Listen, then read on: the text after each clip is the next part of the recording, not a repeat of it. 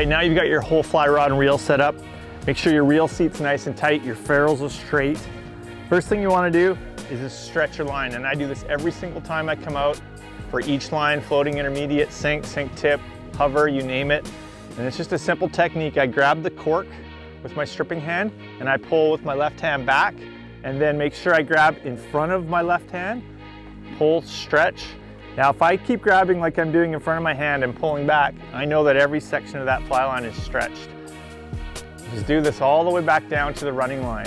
Now we all have a comfortable amount we kind of get used to by knowing how much line's left in the reel. That's a good thing to check, so you're stripping out the right amount of line. There's no point in stripping out extra line that you're not going to be able to cast or deal with. That's just going to add to the mess on the floor. So give it a good stretch. And once that's completed, the second part is remembering momentum. And this is a common mistake with beginner fly fishers, because the rod isn't second nature yet. And this is what I mean, and this is part of getting into why the double hull works so well for fly casting.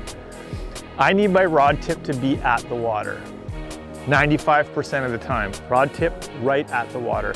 And the fly line needs to be fairly straight out to perform a start cast, a recast, anything.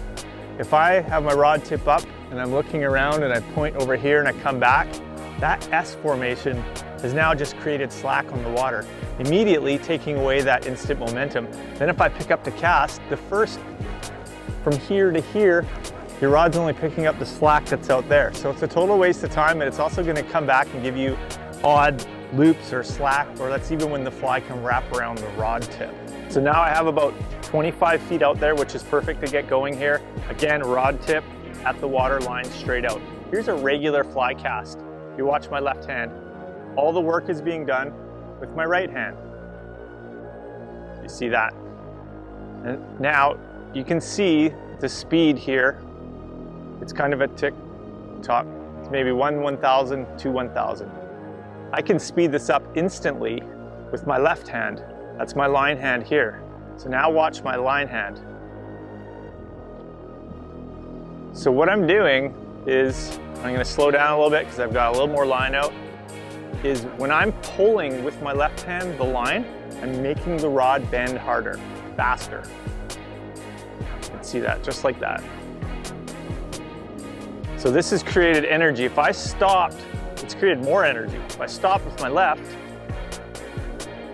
I'm gonna have to slow down a bit, but I'm gonna have to take a different approach at this because the line is suddenly slowed down because the rod tip isn't bending as much. Now I'm gonna speed it up with using the hull.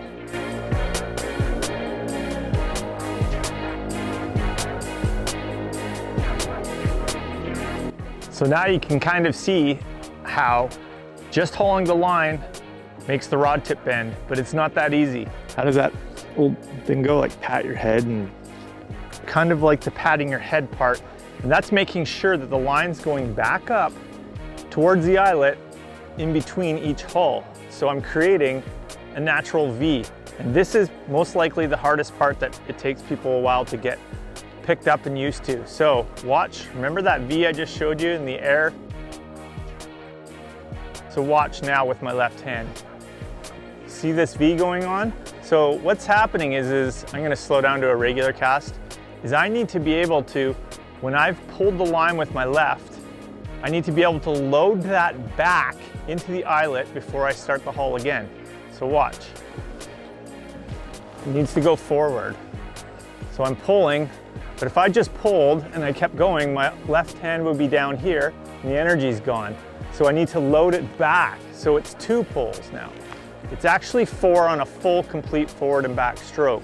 1, 2, 3, 4. Pulling, feeding, pulling, feeding, pulling, feeding, pulling, feeding. Now if I just hauled once with the line, I'll show you this again, and I hauled here, look where my left hand is, it's down here. Energy gone. So I'm having to pull the line as the rod goes by, haul it back into the eyelet. So I have line again to pull as the rod goes by, haul it back into the eyelet. So there's that natural V that we were talking about. So here, take a look at this again. Bending the rod, feeding the line. Bending the rod, feeding the line. It's a lot of stuff going on at once. Once you get it, you'll actually feel it. You'll feel the rod overloading and grabbing more line pressure from your hand. That's how you know that the line speed is now speeding up. So here, quickly now, is when I'm gonna start adding more line to this cast.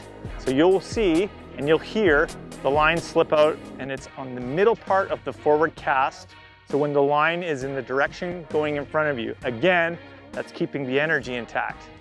There's some line out, and there's the end of the cast.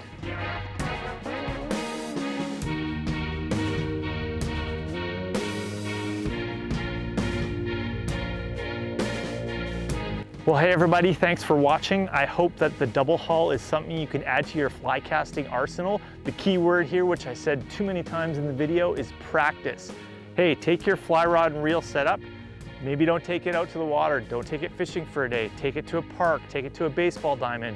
Start practicing this. The more you do, you'll feel it, it'll come. Super easy, line speed double.